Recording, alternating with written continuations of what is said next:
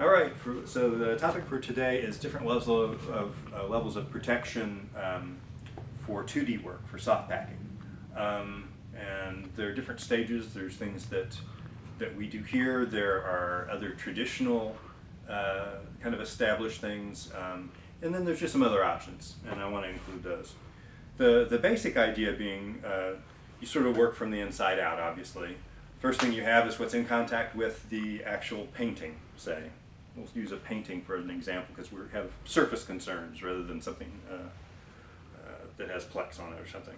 And so the first thing traditionally used to be glassine. Every museum spec there was before, if you were packing in any way, shape, or form, you'd include glassine. As we know now, there's not really a great reason to. I think some of that was because the plastic was really bad back in the day, what people used. And so it was just a kind of a clean layer, but really doesn't function that much, especially since we're using high quality virgin poly these days, and most people do. And then the next obvious thing would be to wrap it in plastic. At that point, you have any number of options. You've protected its surface, and you've got a little bit of a microclimate or mini climate. And so then it could go obviously into a bin box, maybe with cardboard dividers, or if it's larger, it can go on the wall, be strapped into place on the wall, probably sitting on a furniture pad. If you have multiple on the wall, probably a cardboard divider. So that's actually kind of looking towards two things that are next. The pad is talking about cushioning, and the cardboard dividers are talking about just puncture protection and structural protection. So the next thing that a lot of people will do in that case is to go ahead and go with a layer of bubble.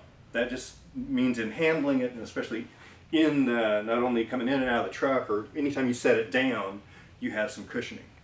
And then, if you have a greater concern, you start looking to structure more, and you look at possibly introducing cardboard.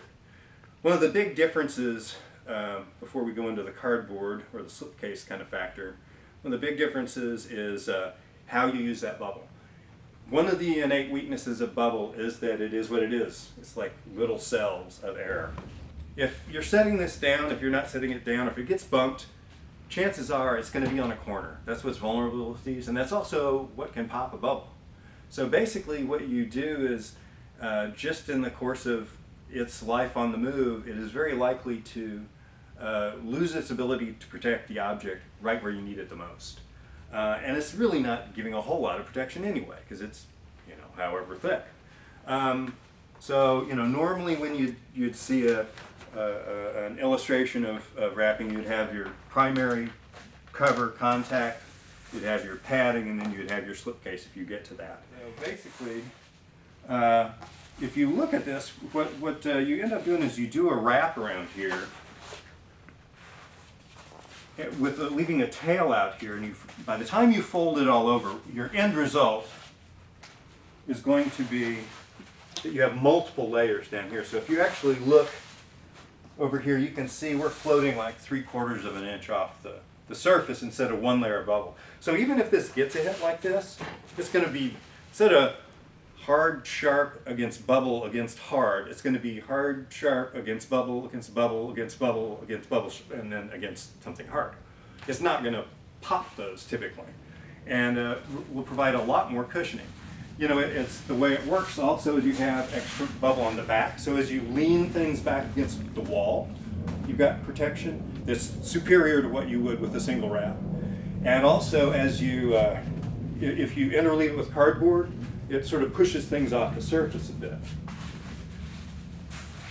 And now the thing about doing this is it's not hard, but we'll do a close-up of the wrapping process. Okay, using this method, we basically resolve the whole question of whether we do bubble in or bubble out by avoiding it entirely and doing it both ways at the same time. So you get a smooth side both sides. So basically we're going to roll out our bubble here, and we want to be basically as wide as the surface that we're dealing with it in the most basic approach.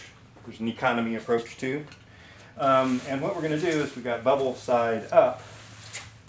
We're going to fold it over this way So you got the smooth side on both sides. Now if this is fine for this size and getting quite a bit larger than this, quite a bit thicker.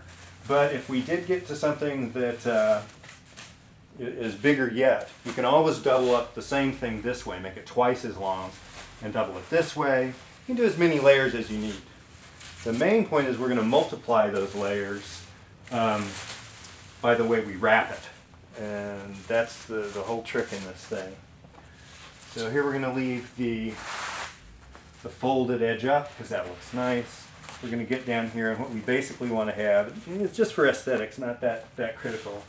So we want to place this to where we have whatever height that is and whatever height here is close, and then the width of the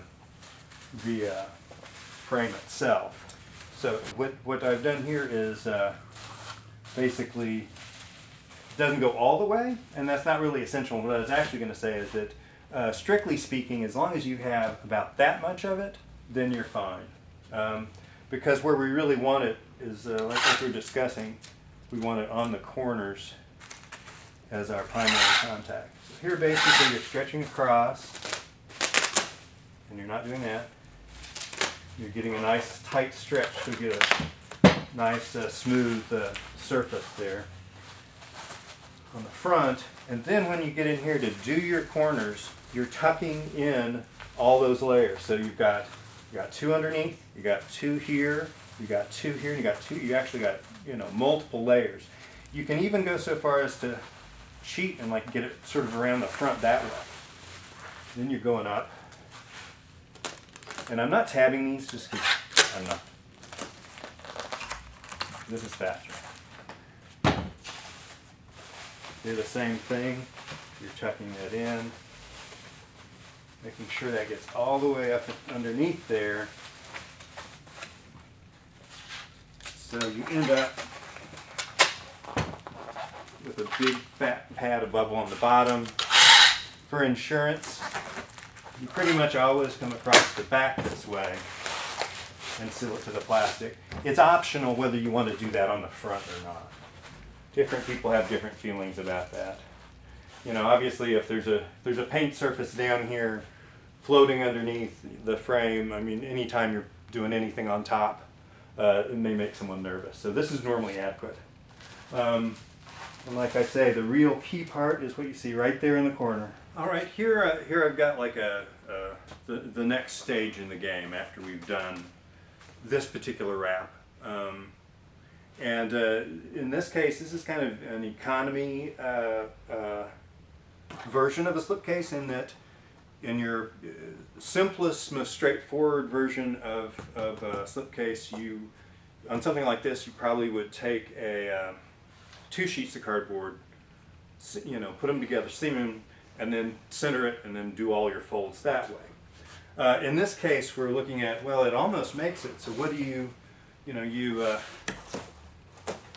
have, coverage that comes close, but not quite. There's a gap. So I'm sure all of you have done, as it's very common in that kind of situation, included a secondary piece in here. This is much, much more efficient, much, much less waste, obviously, because you're just adding this in.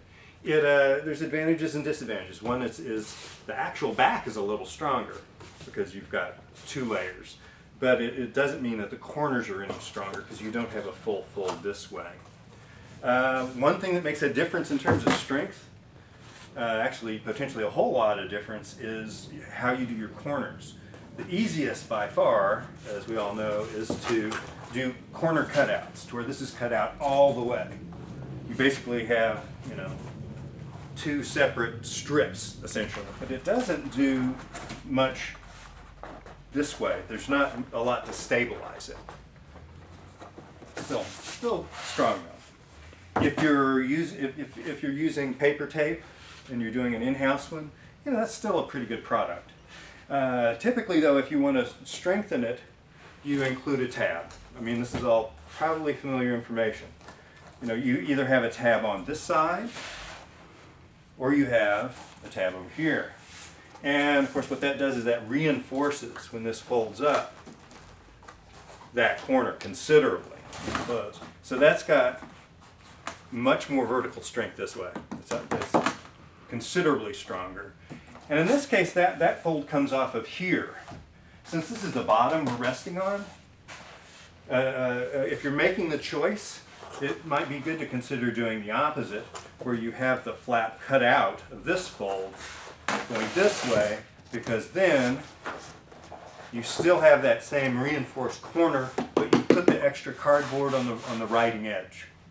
So that's just something to consider in terms of the actual slip casing approach.